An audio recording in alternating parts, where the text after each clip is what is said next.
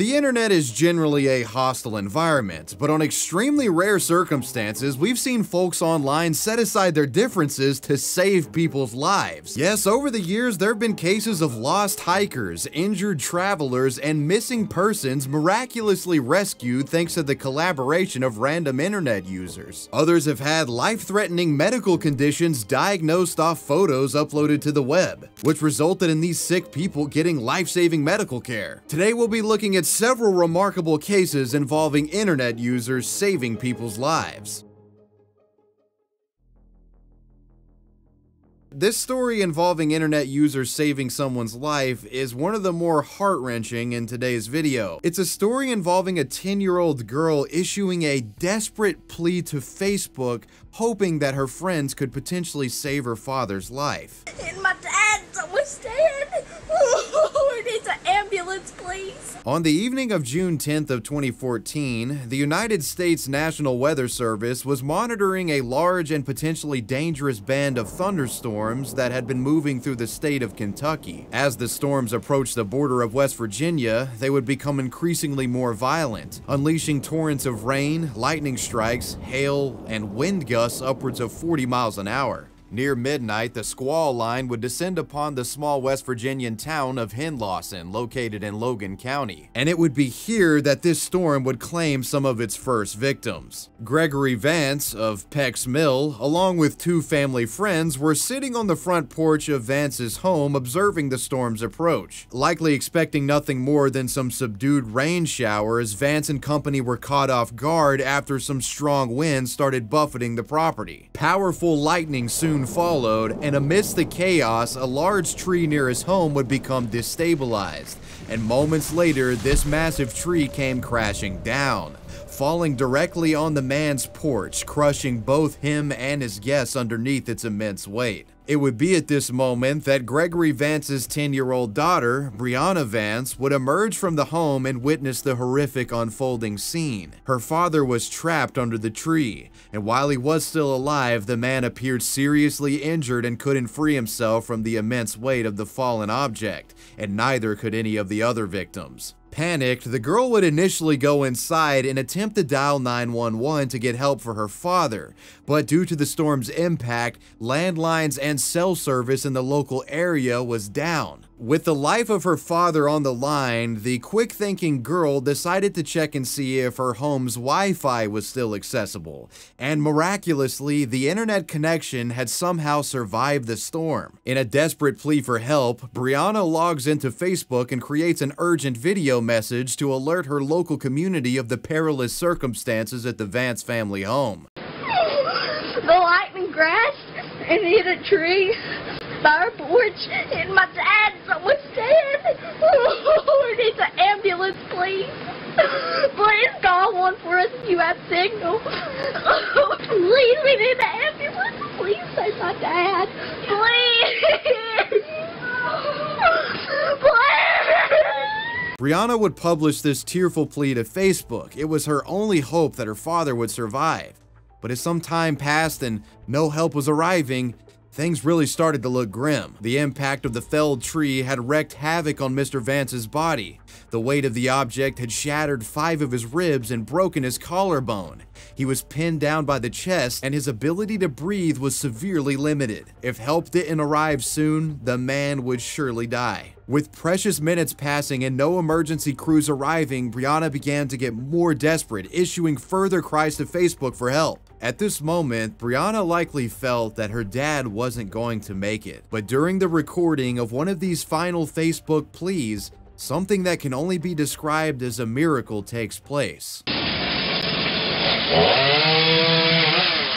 To the surprise of Brianna, firemen and rescuers from the Logan County Fire Department seemingly appear out of nowhere. With chainsaws equipped, the rescue crew rushed to the site of the fallen tree and began sawing away its segments that had trapped Mr. Vance and his friends. And after some time, they were able to free the man and load him into an ambulance. Still suffering from serious injuries, his fate remained uncertain, but at least now he was getting medical help. Help that he wouldn't have gotten without the ceaseless life-saving efforts of his daughter. It turns out that Brianna's Facebook plea was noted by several members of the local community familiar with the Vance family. And following the instruction given in her tearful videos, these individuals managed to report the incident to local authorities, and that's how they found out about Mr. Vance's injury. All three individuals hit by the fallen tree were hospitalized. Mr. Vance's friends were released in short time, not suffering life-threatening injuries. However, Gregory Vance's medical situation was somewhat more complicated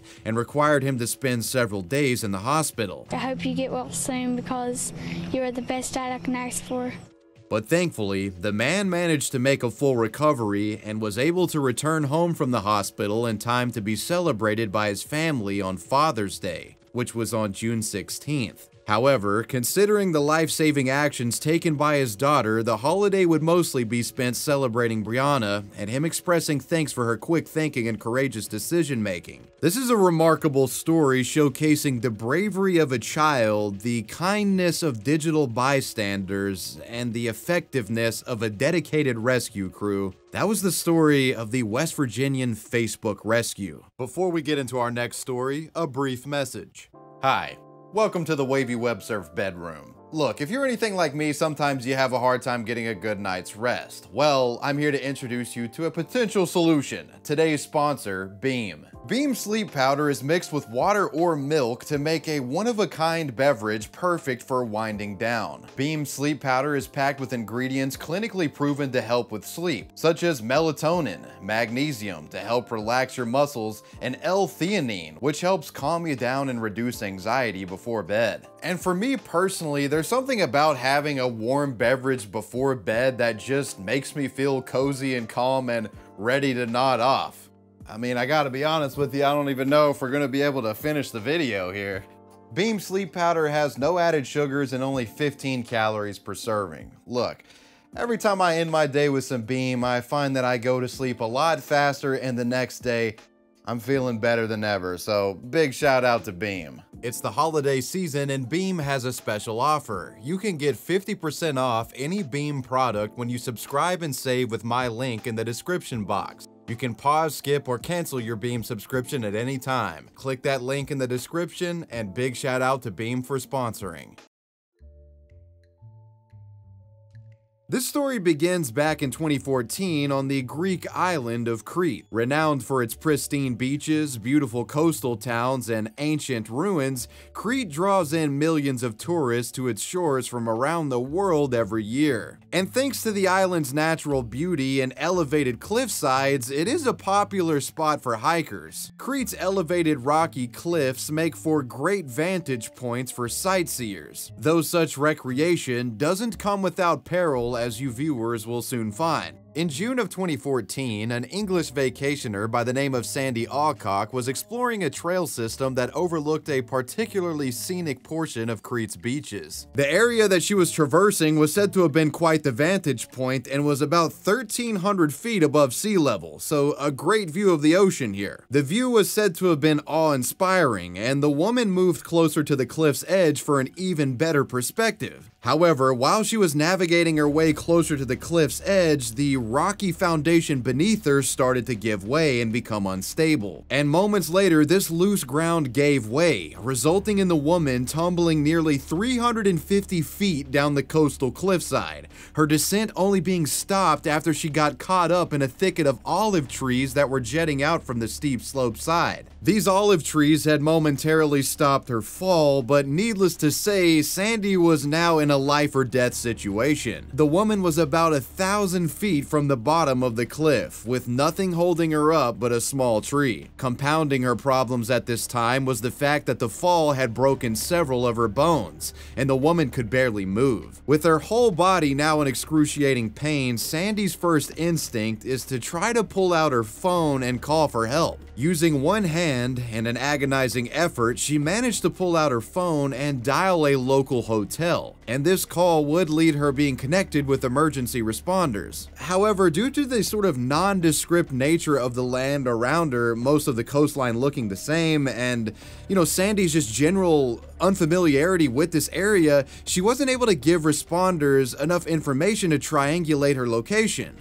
While rescuers would certainly be dispatched, with no landmarks to go off of, Sandy's likelihood of being found was slim to none at this point. To make matters worse, her phone was on its last few percentage points of battery, meaning that she wouldn't be able to remain on the phone with rescue for long. With the clock ticking in regard to her ability to communicate with the outside world, Sandy had to make a move and make it fast. And when this feeling of urgency hit her, that's when she comes up with an idea. Using her cell phone, Sandy would take this photo, which showcased the area in which she had fallen. She then posted the image to social media in the hopes that rescuers would be able to see it and recognize the site. However, even with this photo, emergency services had difficulty determining the exact location. The problem is the shorelines of Crete kind of just look like this all around the island, and with a limited ability to take additional photos, it was beginning to look like finding Sandy was turning into a needle in a haystack situation. That was until what could only be described as a digital miracle takes place. As Sandy's Facebook post was being shared around, the image made it to the computer screen of a local Cretan who worked as a scuba instructor on the island. As a scuba instructor, this man was familiar with the shores of Crete in a way that very few were. And this individual immediately recognized the area in Sandy's image as a beach where he had previously taught scuba lessons. The scuba instructor would then make a call to a local rescue unit and describe to them the exact location of her whereabouts. And lo and behold, after the rescuers went to this specified location, they looked down the cliff and found Sandy, seeing her bright blue clothing and her tangled up in an olive tree thicket, dangling off the side of this cliff. It would take a total of 2 hours from the time of Sandy's fall for her to be located, thanks to the scuba instructor, and it took another 8 hours for her to be successfully extracted from the cliffside ledge. After being pulled off this ledge, the badly injured woman would be taken to the hospital for an evaluation. And it would be here that the true extent of the woman's injuries would become apparent. The impact of Sandy's fall had broken a total of 20 bones in her body, including 8 ribs, both shoulders, her pelvis, and others. And this was in addition to several other painful injuries that she suffered, such as 7 spinal fractures, torn tendons, and a dislocated collarbone. While the woman was battered, bruised, and in immense pain, she was alive, and it was all thanks to that scuba instructor on Facebook. Due to the extent of her injuries, Sandy was in hospital for nearly 4 months until she was finally healthy enough to board a plane and return home to England. Needless to say, the woman has stated on many occasions that it was thanks to this scuba instructor, whose name is not publicly known, that she survived. This is just one of those really fortunate cases where somebody that was an expert on local topography just so happened to stumble upon a Facebook post of someone asking for help, and it led to their rescue. Extremely lucky break for Sandy here.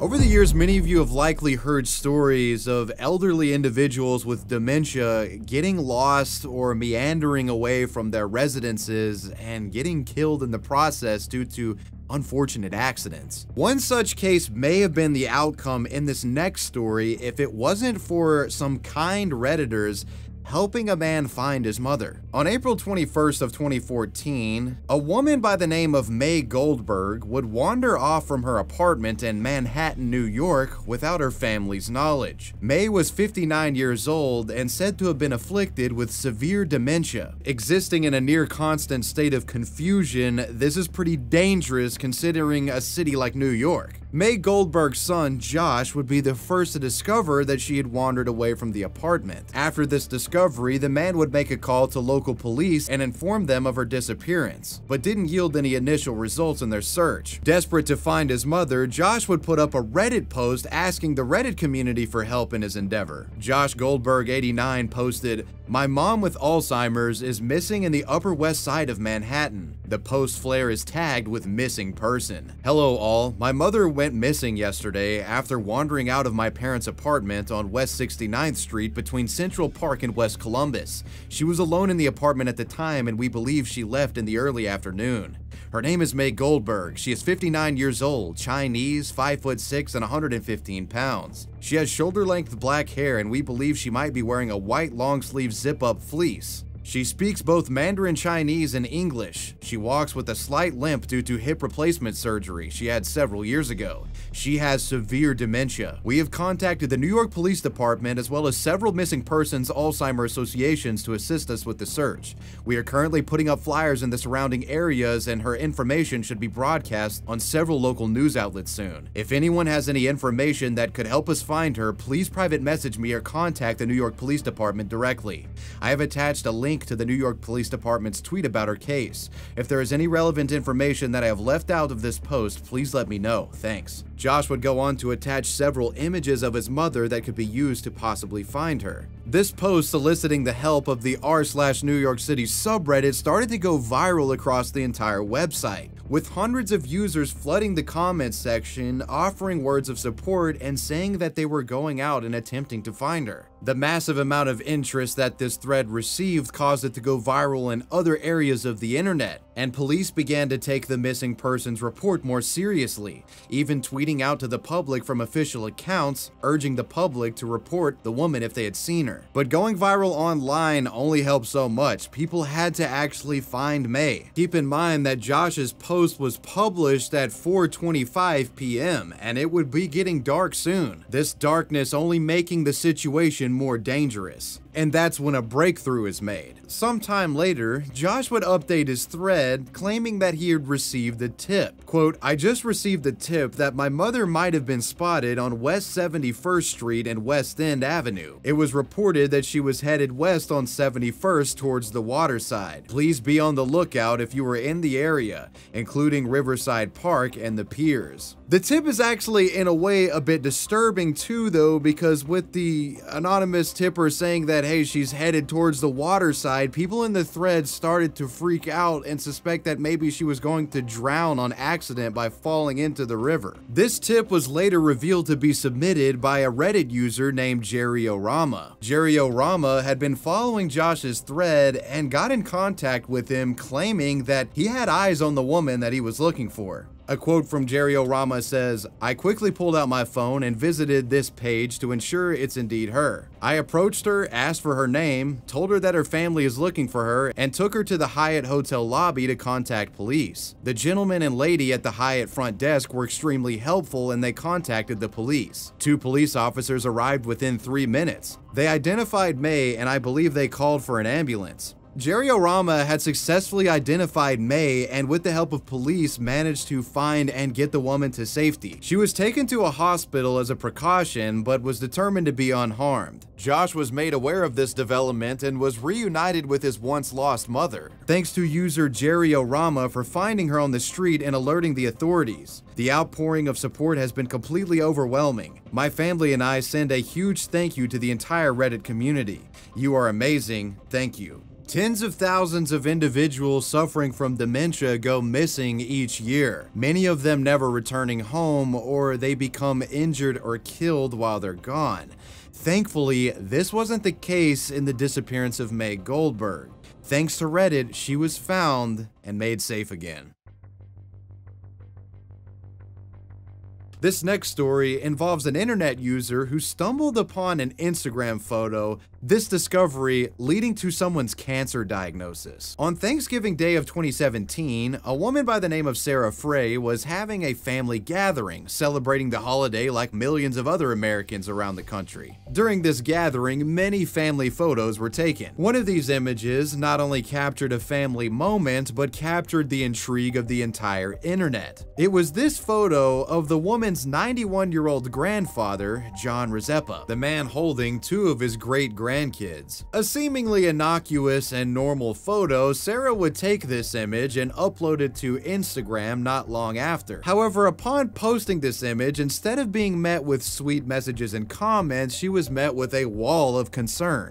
And it was all because of this discoloration on Mr. Rizeppa's head. The first Instagram user to draw attention to this blemish was a woman named Jennifer Mancuso, a former high school friend of Sarah, and an experienced dermatologist. Mancuso would go on to inform Jennifer in the replies of the Instagram thread that this reddish patch on John's head was a serious health concern and could potentially be cancerous. The dermatologist cited older photos of Mr. Rzepa on Sarah's Instagram page, comparing recent and old photos and noting that the patch on his forehead had been growing larger over time. This dermatologist would message Sarah urging her to get John to the doctor and get the spot investigated. The family had obviously been aware of the blemish on John's head, but brushed it off as nothing more than a harmless sunspot. But with Jennifer and others chiming in, they decided it would be for the best if they took John to the doctor and got it looked at. And well, after doctors took a look at this spot, it wasn't long before the man was diagnosed with melanoma, a dangerous skin cancer that, if not treated soon, could spread to his organs and become deadly. Further testing would confirm that the cancerous spot had not yet metastasized and it was indeed isolated to that spot on his forehead, so they did some surgery and got it removed. Thanks to Jennifer's intervention, this man was now cancer-free and for the time would be living a healthy life. While John has since passed away since the circumstances surrounding this story, it's likely that Jennifer's concern led to the man getting a few extra years with his family. Twitter is known by many as one of the biggest shitholes on the internet, but every now and then, people set aside their differences and come together and really accomplish some great feats. This is the story of the time Twitter users helped rescue a woman who had crashed her bike in the middle of the wilderness. This story begins in the summer of 2010 at the Winding Trails Resort. The Winding Trails Resort is a 380-acre resort and nature preserve located in Farmington, Connecticut. This sprawling recreation area features a labyrinth of hiking trails, several small lakes, and even skiing slopes. Aside from its breathtaking natural amenities, Winding Trails is also known for its annual triathlon. The Winding Trails Triathlon series runs during the summer months and attracts athletes from around the country. Their flagship challenge series involves participants overcoming a 400-yard swim section, a 5-mile mountain biking section, and a 3.1-mile on-foot run to the finish line. In 2010, one such intrepid challenger that would come to Winding Trails was 36-year-old Lee Fazina. At the time, Lee was a renowned public relations consultant and fitness enthusiast who was no stranger to triathlons, the woman completing several of them before even attempting Winding Trails. A seasoned competitor, the woman entered the race likely thinking Winding Trails was going to be a breeze. However, let's just say that it proved to be a little bit more difficult than she initially thought. On the day of the triathlon, during the mountain biking portion of the race, an exhausted Lee somehow got separated from the other athletes. Quickly finding herself disoriented, Lee mistakenly took a wrong turn and began riding off the trails managed by the resort, and soon she was in unoccupied and unserviced areas of the forest. Trails that were part of the triathlon were cleared prior to the race as to prevent debris from causing bikers to get in accidents, but this untraveled route that Lee had found herself on featured no such clearance, and eventually tragedy would strike when her bike wheel got caught up on some roots that were jetting out from the forest floor. This entanglement would put the bike wheel into a snarl, and the sudden stop resulted in Lee being flung off of her seat over the handlebars of her bike and landing face down on the ground in front of her. I braked, and then the bike handle turned like this. I flew up and over the bike. Thankfully, most of the impact to her head was absorbed by the helmet, but the rest of her body wasn't so lucky. As the disorientation from the spill passed, Lee found herself unable to walk or use her bike in any capacity to get out of the woods. She would initially yell out for help, but she was far from any main road or inhabited area, and no one heard the woman's cries. Trying to remain calm, Lee remembered that she brought her BlackBerry phone with her on this bike ride. The BlackBerry phone had been thrown during the crash, but Lee managed to crawl across the ground and found where it had landed. So now she had a lifeline. How was she going to use it? In dire need of assistance, Lee attempted to call her cousin who was in town at the time, but the cell service was limited and she wasn't able to get through with the call. After toying with the phone for some time, she discovered that her SMS services were disabled, yet she had a faint internet signal. The gears in her head started moving. Unable to make a call or send a text, Lee logs into her Twitter account. Due to her work in public relations, the woman had somewhat of a sizable Twitter following. Her account, which was connected to her business, boasted 1,000 followers. Seeing these followers as her only chance at getting rescued, she drafts up a plea for help. "I've had a serious injury and need help. Can someone please call Winding Trails in Farmington, Connecticut? Tell them I'm stuck. Bike crash in woods." This was soon followed by several other tweets, further explaining her situation. One user saw the post and initially thought she was joking. Lee would quickly inform them that her situation was no laughing matter. "This is not a joke. I'm lost in the woods on a mini triathlon. Bike crashed. I can't get up, and no one is around me. I'm yelling for help. I'm not joking. I'm number 241. Please call the park. I'm out of wind, in pain, sun setting, and I'm trying to keep calm." When it became clear to these followers that Lee wasn't joking, they started retweeting the post and made calls to the local Farmington authorities. It's said that about a half dozen online Twitter strangers made these calls from locations all over the US, from California to New York to Chicago. These individuals pleading with authorities to get the woman some help. Now aware that one of the triathlon athletes were missing, the Farmington Fire Department set out to the resort to scan for the woman. The situation was beginning to look more hopeful. As the fire department began searching the hiking trails, Lee would make another tweet. "Thanks, I hear sirens now. Hope they can find me." And after about 20 minutes of searching, rescue crews managed to discover the crash site and they found Lee. Lee was loaded up onto a stretcher and then taken to the University of Connecticut Medical Center to be treated for her injuries. Lee was discovered not to have had any broken bones, only muscle injuries and some minor bruising. She was given IV fluids and some anti-inflammatory medication, and her topical scrapes were treated. Thankfully, they were able to get to her before it got dark. The following day, Lee would write about the ordeal on her personal blog, crediting all the Twitter users that had called rescue services on her behalf. This story soon caught the attention of national media outlets who would go on to report on the matter. While visiting family here in Connecticut, Lee Fazina took part in a mini triathlon here at Winding Trails in Farmington Tuesday night, when she says she somehow took a wrong turn on the bike path. Unfortunately, Lee wasn't able to finish the triathlon, but at least she left the resort with her life. After about a week, Lee was healthy enough to be sent back home to Philadelphia. Since this incident, she has made statements encouraging people to be prepared and safe when mountain biking, emphasizing the importance of always having a phone on hand.